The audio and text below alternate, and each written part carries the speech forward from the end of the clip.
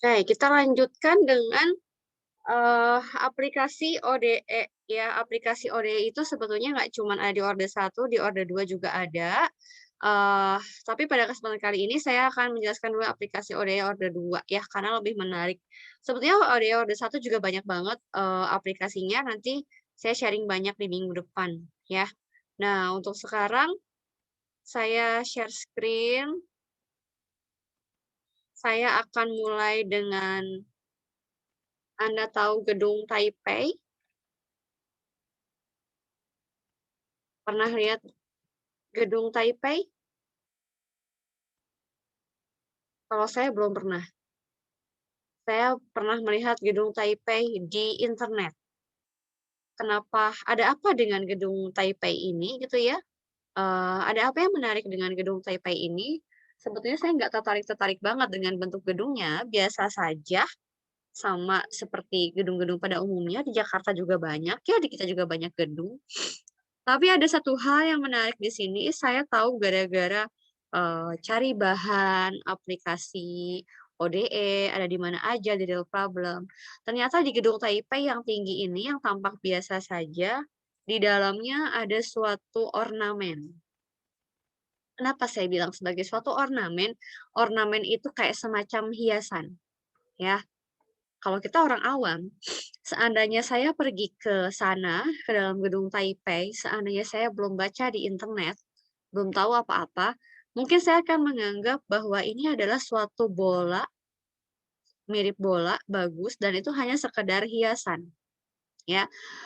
Di dalam gedung tersebut ada suatu area yang kayak di mall, apa sih namanya tuh, jadi kayak kayak bukan ballroom, apa ya, kayak di mall gitu kan suka ada yang bagian yang kita bisa melihat dari lantai paling bawah sampai ke bagian atap gitu ya. Bagian yang kosong, di mana lantai atas bisa melihat sampai ke lantai paling bawah. Di tengah-tengahnya ada suatu ornamen atau hiasan berbentuk bola yang diikat topinya, diikat digantung di atas dan diikat di bawah. Nah, ini Anda kalau Anda melihat di sini ada orang di lantai kesekian, di lantai atasnya juga ada orang. Jadi orang di semua lantai bisa melihat ke bola ini. Tuh, ya ini bolanya. Nah, ini bolanya. Tuh, bagus kan? Ini dia bolanya. Nah, kalau saya melihat ke sana ya saya nggak tahu apa-apa, saya akan menganggap ini ornamen. Ini berada di gedung ketinggian sekian, jadi udah hampir ke puncak. Ini bagian dari gedung Taipei. Nah, ternyata teman-teman, ini itu nggak cuman sekedar ornamen. Bentuknya memang dibuat bagus sehingga tidak mengganggu mata, tidak menghalangi pemandangan. Orang akan interest untuk melihat ini. Tapi lebih dari itu, sebetulnya ini adalah suatu cara manusia, teknologi, bagaimana caranya biar kita bisa meminimalisir kerusakan gedung akibat adanya misalnya gempa. Kalau ada gempa, gedungnya akan bergoyang, bergetar, dan bisa saja roboh, ya. Nah, ini adalah salah satu cara untuk meminimalisir kerusakan gedung. Bahkan mungkin tujuannya mungkin menghambat supaya gedungnya ambruk. Lalu kalau ada orang bilang, "Ah, Bu, kalau udah ambruk mah ambruk aja." Ya iya, semuanya kalau semua berpikir seperti itu ya semuanya kuasa Allah, kuasa Tuhan ya. Kalau Allah bilang ambruk, ya ambruk aja. Tapi maksudnya adalah ini salah satu cara upaya kita teknologi untuk meminimalisir kerusakan akibat gempa tersebut. Oke, apakah cuman gedung Taipei, Bu, yang pakai apa namanya, pakai alat untuk supaya meminimalisir ini? Enggak. Banyak kok gedung-gedung ya, misalnya kayak pakai pendulum. Nah, ini pendulum building in Japan. Kalau tadi Taipei, kalau ini di Jepang, kalau di Jepang dia menggunakan prinsip pendulum. Jadi sebenarnya kalau bola yang tadi itu menggunakan prinsip apa dan apa nanti saya uraikan ya. Nih, the world biggest pendulum clock ini tuh kayak seolah-olah kayak pendulum, tapi sebetulnya ini tujuan pendulum ini kan pendulum itu bergoyang ya kayak bandul. Bandul yang digantungkan kalau Anda mungkin lihat di apa namanya, pedagang kaki lima, warung tenda, tenda-tendanya supaya tendanya nggak terbang digantungin benang atau tali, bawahnya pakai batu atau aqua botol berisi air. Maksudnya apa? Menahan supaya tetap ke bawah karena dia menggunakan prinsip gravitasi. Nah, kalau di Jepang ini kebanyakan dia pakainya prinsip pendulum. Jadi misalkan di bawah ada gaya gempa. Di bawah ada gaya gempa, otomatis gedung ini akan bergetar. Pendulum itu sifatnya dia akan selalu mencoba supaya dia tegak lurus dengan permukaan bumi ya, karena dia menganut prinsip gravitasi. Gimana sih gaya kerjanya? Kalau misalnya ada gaya gempa bergerak ke kiri sehingga gedungnya bergeser ke kiri, maka pendulum ini seolah-olah, hanya seolah-olah ya, seolah-olah bergerak, menggeser menarik gedung ke arah kanan. Tapi ketika nanti sudah bergerak ke arah kanan, pendulum akan bergoyang lagi ke arah kiri. Sehingga maksudnya gedung ini lama-lama akan menjadi stabil. Kok bisa gitu, Bu? Gedung kan nggak elastis. Gedung kan bahannya bukan karet. Ya, kok bisa elastis? Itu kan sebetulnya hanya asumsi kita. Hanya asumsi teknologi, bahwa asumsinya adalah gedung itu bisa ditarik dengan pendulum. Gimana cara menariknya? Bukan urusan kita orang matematik ngurusin apakah itu bakal jadi asik atau enggak. Biarkan orang sipil yang membuat konstruksi gedungnya. Biarkan orang material yang membicarakan sebaiknya bahannya gedung, bahannya pendulum dari apa. Jangan semua bagian kita serakah, kita bahas. Kita ambil partnya kita. Partnya kita adalah matematiknya. Oke, bagaimana dengan Taipei Building ini? Taipei Building ini, yang bola ini, ternyata menganut 2 buah prinsip. Apa aja? Ada pendulum, karena dia ditarik ke atas, digantung. Ini gantungannya di atas pendulum. Tapi dia juga menganut sistem pegas massa. Ini pegas massa. Yang atasnya adalah pendulum. Nah, emang ada apa dengan pegas massa ini? Sebetulnya sistem pegas massa ini adalah suatu sistem yang bisa kita modelkan dengan ODE, dengan persamaan diferensial. Bu, kalau di Indonesia ada nggak? Saya belum pernah cari kalau untuk yang pendulum sama yang untuk pegas massa yang tampak terlihat di luar ini apakah ada apa enggak. Kalau tadi pendulum di Jepang, di gedung Taipei ini jelas kelihatan oleh kasat mata pengunjung gedung akan melihat dengan jelas ada bolanya di sana. Mungkin kalau di Indonesia atau di gedung-gedung lain sebetulnya ada, tapi kita nggak pernah lihat. Kenapa? Karena sistem pegas massa yang ditanamkan karena sistem pegas massa yang ditempatkannya gini, Anda bayangkan kalau rumah kalian 2 lantai, ya. Rumah zaman sekarang itu kalau 2 lantai, itu bukan bentuknya lantai 2 akan sekaligus menjadi plafon untuk lantai pertama.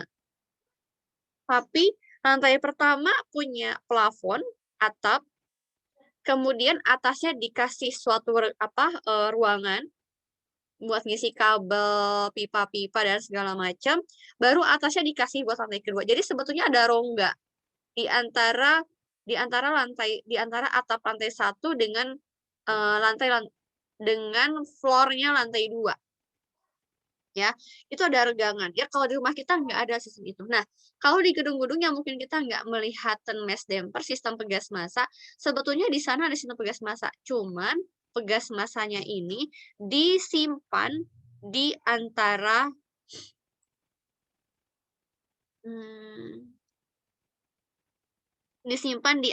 gedungnya. Nah ini, gedungnya nggak miring ya, cuman ini bayangannya lagi kena gempa nih. Lagi kena gempa makanya miring.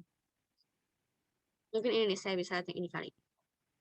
Ya, anggapannya di sini adalah ada gedung berlantai banyak, ya.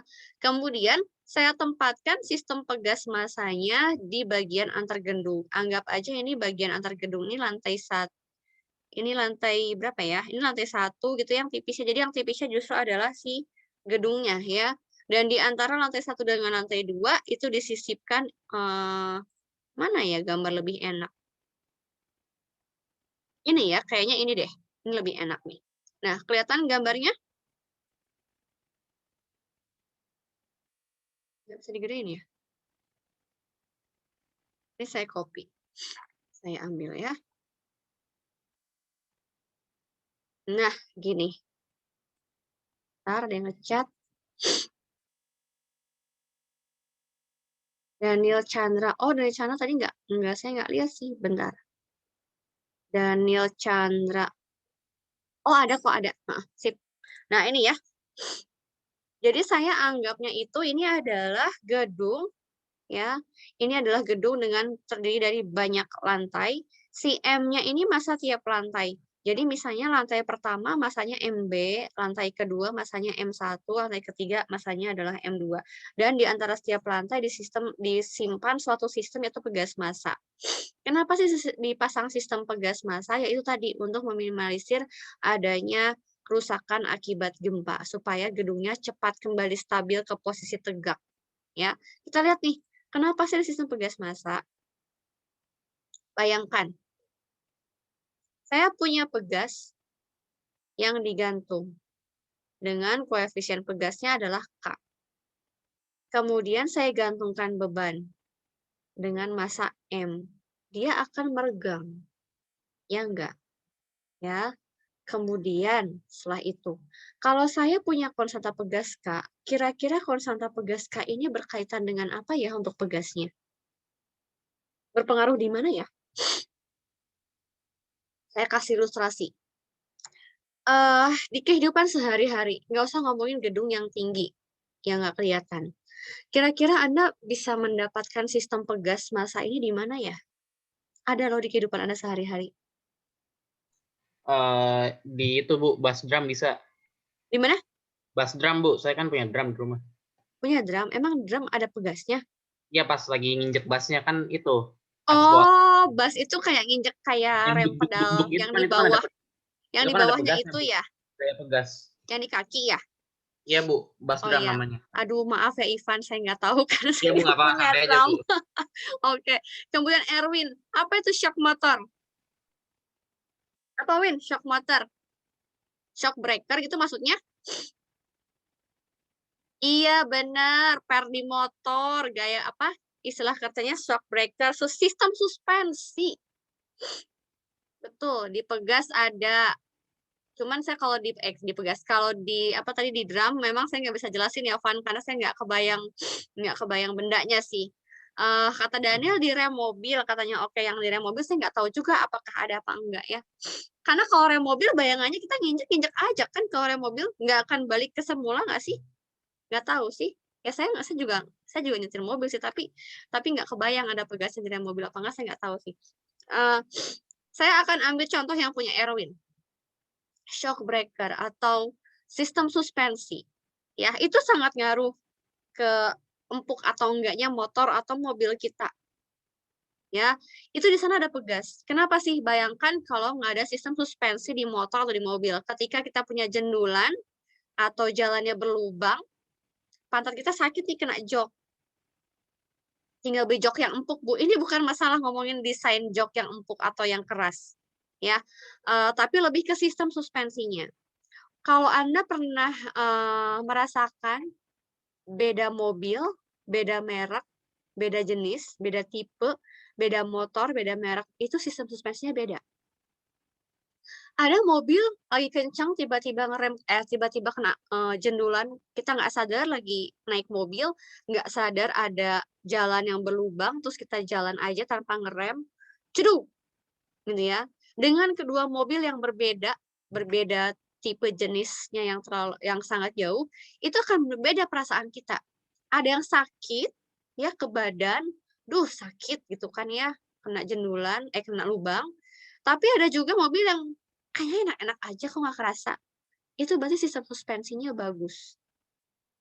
Kenapa bagus? Sistem suspensi itu berkaitan dengan si pegas. Kemampuan pegas untuk meregang dan memapat. Ya, itu berhubungan dengan konstanta pegas.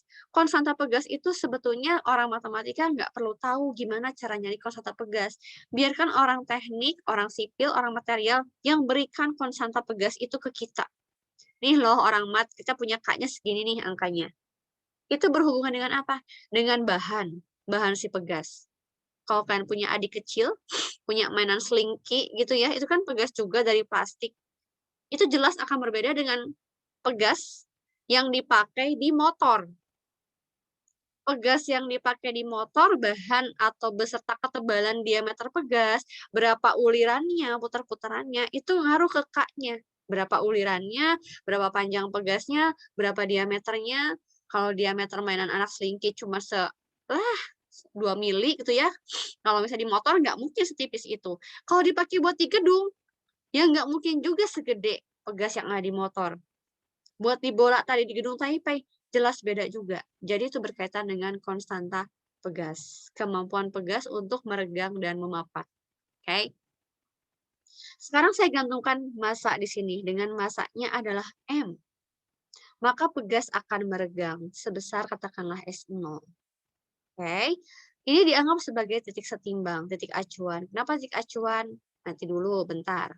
Apa yang terjadi ketika Anda mengamati pegas digantungkan dengan suatu beban? Bakal gimana pegasnya? Ada yang mau sharing? Pegasnya akan gimana? Ayo. Akan gimana pegasnya? Ada yang ngecat nih? Nambah mulur.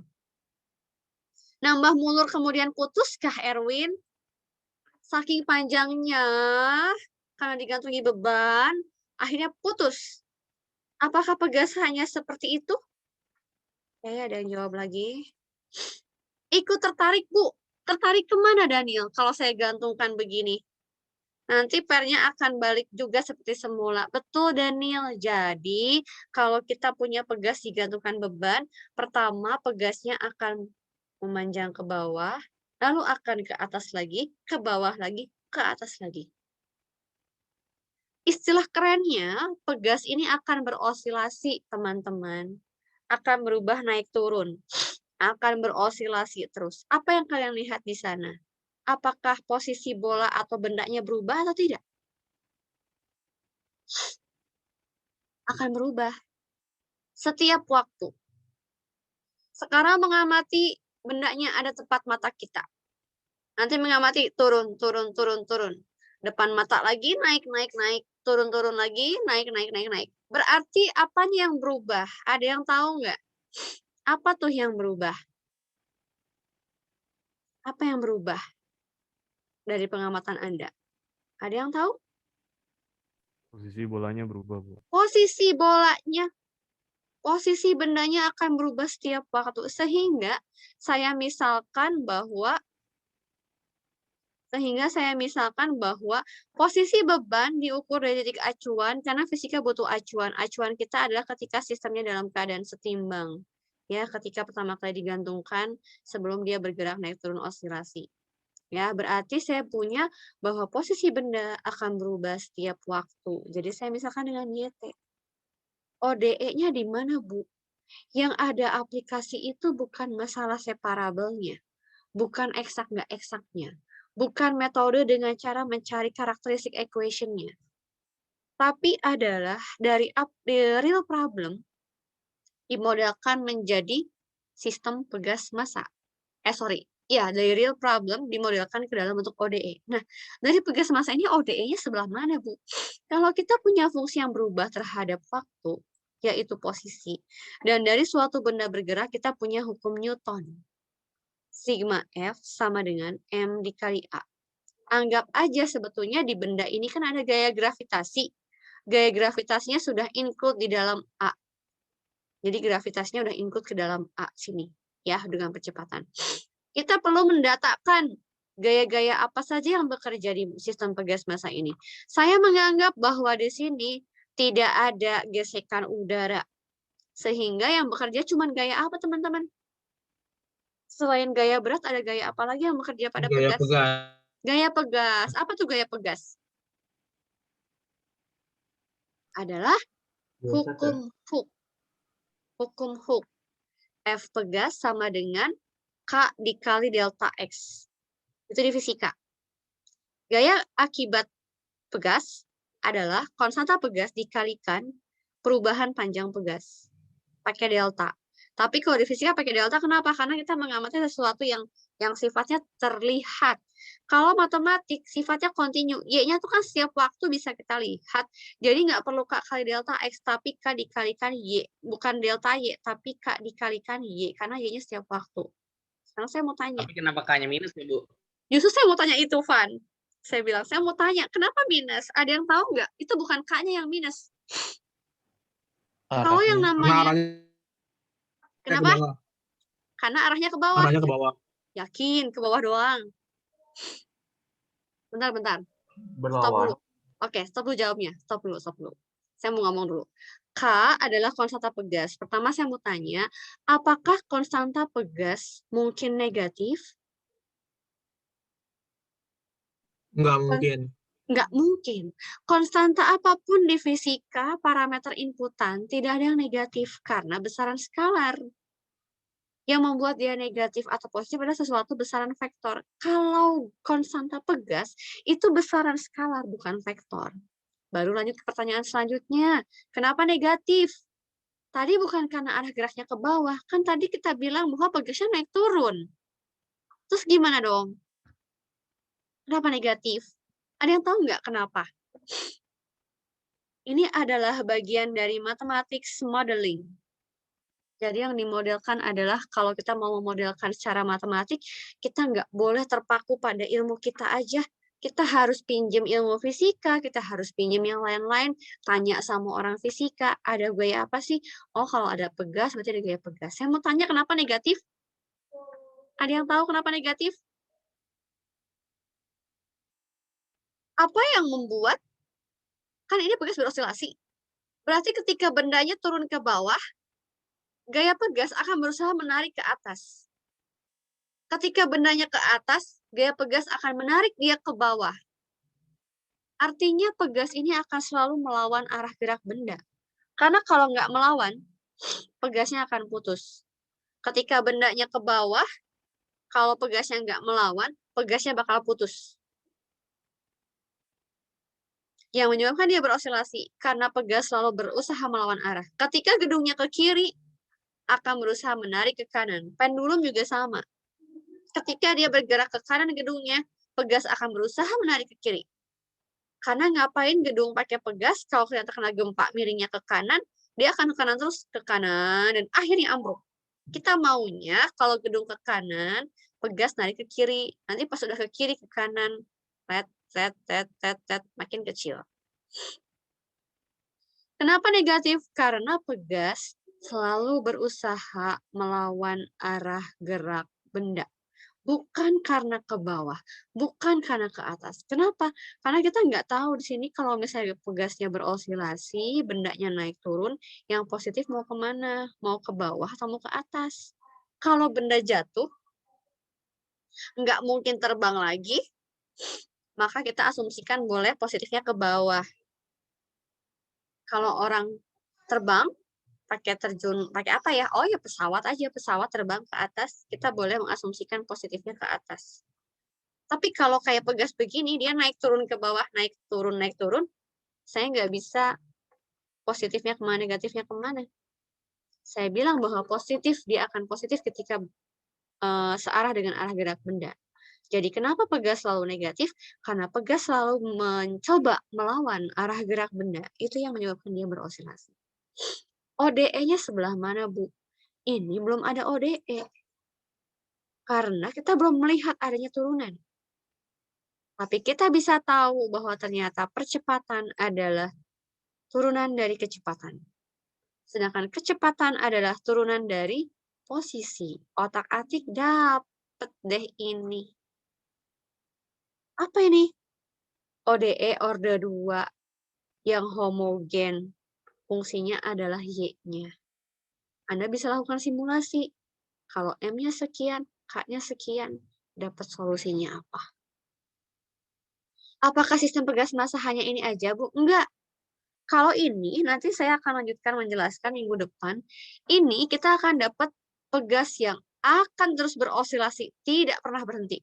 Sedangkan sistem suspensi yang kita mau, kalau di motor atau di mobil, harus berhenti dong suatu saat. Di gedung juga, ngapain gedung punya pegas kalau goyang terus? Kan tujuannya mau supaya berhenti lama-lama. Ya, artinya ini sistemnya belum sempurna.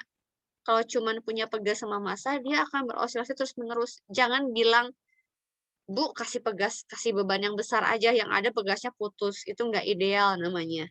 Di luar perbincangan kita, kita ngomongin sesuatu yang ideal. Nah, gimana caranya? Nanti bisa tambahkan suatu redaman. Saya kasih lihat dulu, jelasinnya minggu depan. Di kasus kalau nggak ada redaman, dia akan beroscilasi terus ya. Kalau pakai redaman, ternyata bentuknya udah beda lagi. Sama sih ode 2 homogen, tapi bentuknya udah beda. Ya. Jadi penambahan adanya redaman, kita maunya redaman itu namanya redaman dam. Kalau saya lagi marah, gimana caranya meredam amarah saya? Kalau anak saya nangis, gimana caranya meredam nangis? Oh, kasih permen, kasih es krim, dia berhenti nangisnya. Kalau pegas massa ini beroscilasi terus, gimana cara meredamnya supaya gerakannya makin lama makin kecil? Kita pakai namanya dam, redaman. Nah, yang ada di gedung nggak cuman pegas, tapi ada redaman. Masanya siapa, Bu? Masanya si massa gedung tiap lantai. Diperhitungkan kira-kiranya berapa. Gitu. Jadi, dengan begitu, orang teknik bisa tahu. Kita yang memodelkan, ya mereka yang input parameter, nanti disimulasi. Buat apa? Sebelum bikin gedung, kalau udah bikin gedung mah tuh terlanjur jadi mah percuma. Jadi ketika saat mau mengkonstruksi gedung, kita bikin misalnya perusahaan punya aplikasinya, punya UI-nya, usernya menginputkan kira-kira kalau pegasnya dengan konstanta sekian, kita mau bikin massa gedung per lantainya sekian, diperkirakan gempa yang suka terjadi di daerah situ maksimum berapa skala Richter, kira-kira mampu nggak nih membuat menjadi stabil lagi, dan seterusnya. Jadi ntar mereka simulasi. Jadi bagusnya dengan massanya sekian ton, kira-kira konstanta pegasnya harus berapa, koefisien redamannya harus berapa. Itu simulasi. Jadi kegunaannya orang matematik, kita math modeling untuk dijadikan simulasi, dan simulasi ini akan menjadi suatu patokan bagi orang teknik ketika mendesain. Mendesain apa? Misalnya mendesain tone mesh damper ketika akan membangun suatu gedung. Gimana caranya? Berapa komposisi konstanta pegas dan koefisien redaman yang tepat supaya gedungnya bisa cepat stabil. Dan seterusnya. Aplikasi lain, contohnya yang di PR. Ya, yang di PR tadi. Ya, kecepatan, penerjun payung. Ya, itu ternyata pakai ODE juga. Jadi bukan masalah eksak nggak eksak, bukan masalah persamaan karakteristik, bukan masalah partikular dan segala macamnya. Yang diaplikasikan adalah bentuk model ODE-nya. Kalau Bu, cara saya mau nge-solve-nya sama aja. Kenapa? Saya mau nanya, kalau usaha bisa pakai ODE juga nggak itu, rumus usaha? Usaha apa? Usaha misalkan ya, F kali S gitu. Bisa nggak sih juga? Sebenarnya sama dengan F kali S. Ini saya jawabnya gini nih. Ini saya Usaha, nanya aja. ya, usaha itu tergantung dari objek yang kita tinjau, Van. Kalau usahanya misalnya usaha dari menarik F kali delta S, terus F-nya konstan, ya buat apa? Nggak bisa. Gitu. W, kalau usahanya F kali S, kalau F-nya berkaitan dengan segala sesuatu yang ada hubungannya dengan rate, kecepatan, itu pasti bisa. Karena ODE itu mengandung istilah diferensial. Dan diferensial itu identik dengan turunan. Jadi paling enak kita melihatnya kalau objek tersebut mengandung suatu kecepatan, suatu perubahan, itu pasti bisa. Tapi hati-hati, perubahan kecepatannya itu Van nggak harus selalu objek yang bergerak ya Van. Ya, Bu. Coba nih, kasus yang sekarang, COVID, ada yang bergerak nggak? Ntar saya lihat. Coba dengar apa? Coba ada yang mau sharing nggak? Kalau COVID ada yang bergerak nggak? Ada sesuatu yang bergerak nggak sih? Jangan bilang virusnya ya, virusnya kita nggak bisa lihat. Yang kasat mata, setiap hari diumumin. Apa setiap hari diumumkan? Orangnya. Jumlahnya. Iya, jumlah apa? Bisa macam-macam. Yang sakit, Bu, yang kena. Iya, bisa Yang gejala ringan, newcase, betul. Bisa newcase-nya penambahan per hari berapa, bisa juga jumlah total yang pernah kena, ya total aktifnya berapa per hari, itu berarti dia berubah. Asalnya cuma 2 orang, terus new case-nya bertambah 6, puluhan, ratusan, ribuan, sempat 10 ribuan, sekarang turun ke 6 ribuan. Itu berarti ada yang berubah, ya nggak? Iya, itu Nah, perubahan, bener. jadi kalau misalnya melihat sesuatu yang berubah, nggak harus ada objek benda yang bergerak, nggak harus mobil bergerak, nggak harus Bikin drum atribut ya. bergerak. Tapi COVID pun sebetulnya ada yang bergerak. Apa yang bergerak? Data orang yang kena sakit itu bergerak. Jadi bisa dimuliakan pakai ODE. Makanya, ini jadi lebih nggak apa-apa ya. Waktu awal-awal kita COVID, ingat nggak? Peneliti ITB, UI, semua orang mat keluar. Ada yang namanya Ibu Nuning Nuraini, dosen saya tuh. Dia keluarin paper. Prediksi COVID kapan berakhir. Terus kok salah, Bu? Research itu tidak ada yang langsung jadi benar. Kenapa? Tergantung dari upaya pemerintah juga kan. Mereka memprediksi nggak ada lockdown, nggak ada lebaran, ya kan, ada segala macam. Belum lagi mutasi virusnya. Yang di Wuhan sama di kita udah beda. Semua research itu pernah kebentur dengan namanya gagal. Apakah itu salah? Tidak, tidak salah. Itu masih terus dipelajari. Coba aja cari di Google. COVID-19 using ordinary differential equation. Keluar banyak, pasti. Semua pakai ODE. Yang di gedung Tenmes Demper ada kok kakak angkatan kalian skripsinya tentang gedung sama saya. Gitu. Ya. Nah, mungkin itu aja dulu untuk hari ini. Saya sharing tentang aplikasinya, nanti lebih banyak sharing aplikasinya di minggu depan. Ya, minggu depan jangan lupa yang di kelas teori kita quiz.